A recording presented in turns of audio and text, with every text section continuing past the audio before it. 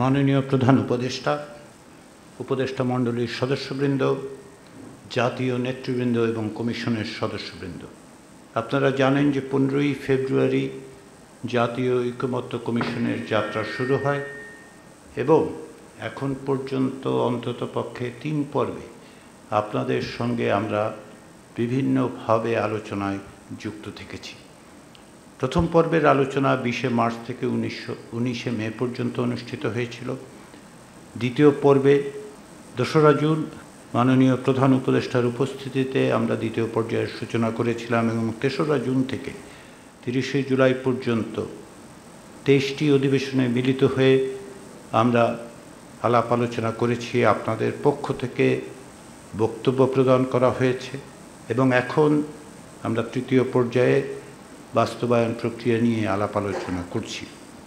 জাতীয় ঐকমত্য কমিশন এবং কমিশনের সদস্য হিসেবে আমরা মনে করি যে এই আলোচনা প্রক্রিয়া একটি ঐতিহাসিক ঘটনা, বাংলাদেশের ইতিহাসের একটি অভূতপূর্ব ঘটনা, একটি অভূতপূর্ব অধ্যায় আপনারা রচনা করেছেন।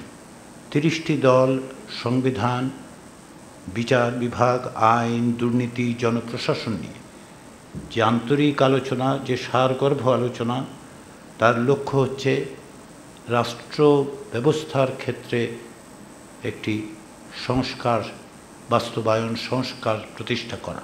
এই আলোচনায় রাজনৈতিক দলের প্রতিনিধি হিসেবে, জাতীয় নেতৃবৃন্দ হিসেবে আপনারা যে সহিষ্ণুতা প্রদর্শন করেছেন, পরস্পরের প্রতি যে শ্রদ্ধাবোধ প্রদর্শন করেছেন, ভিন্ন মতের প্রতি আপনাদের যে আগ্রহ দেখিয়েছেন, সেজন্য আমরা কমিশনের পক্ষ থেকে আন্তরিকভাবে আপনাদের ধন্যবাদ জানাই এবং আমরা মনে করি যে বাংলাদেশের রাজনৈতিক সংস্কৃতিতে পরিবর্তনের ক্ষেত্রে এটি একটি মাইল ফলক হিসেবে চিহ্নিত হবে। আমাদের প্রচেষ্টায়, আপনাদের প্রচেষ্টায়, আমাদের সম্মিলিত প্রচেষ্টায় একটি জাতীয় সনদ প্রণীত হয়েছে। এটি বাংলাদেশের রাজনীতিবিদদের ঐক্যের একটি দলিল। যে ঐক্য ফ্যাসিবাদকে এবং ফ্যাসিস্ট শক্তিকে পরাস্ত করেছে, এই সনদ তারই ধারাবাহিকতা।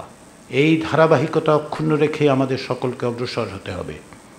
গণতান্ত্রিক উত্তরণ অর্থাৎ একটি জবাবদিহিমূলক রাষ্ট্র, যেখানে নাগরিকের মানবিক মর্যাদা অক্ষুণ্ণ থাকবে এবং সামাজিক সুবিচার নিশ্চিত হবে, তেমন একটি রাষ্ট্রের জন্য আমরা সকলেই অঙ্গীকারাবদ্ধ।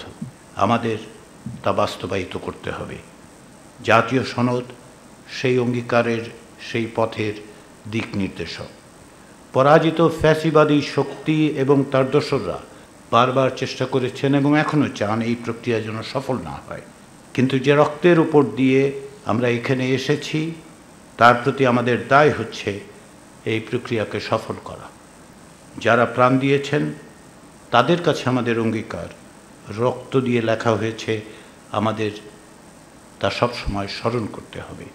আমাদের আরও কিছু কাজ বাকি আছে, কিন্তু এই সামনের মাসগুলোতে রাজনৈতিক দলগুলোর মধ্যে যে সহযোগিতার ধারা তৈরি হয়েছিল অতীতে, তা সামনের মাসগুলোতে অব্যাহত থেকে অক্ষুণ্ণ রেখে আমরা অবশ্যই এর একটি চূড়ান্ত পরিণতিতে উপনীত হতে পারব।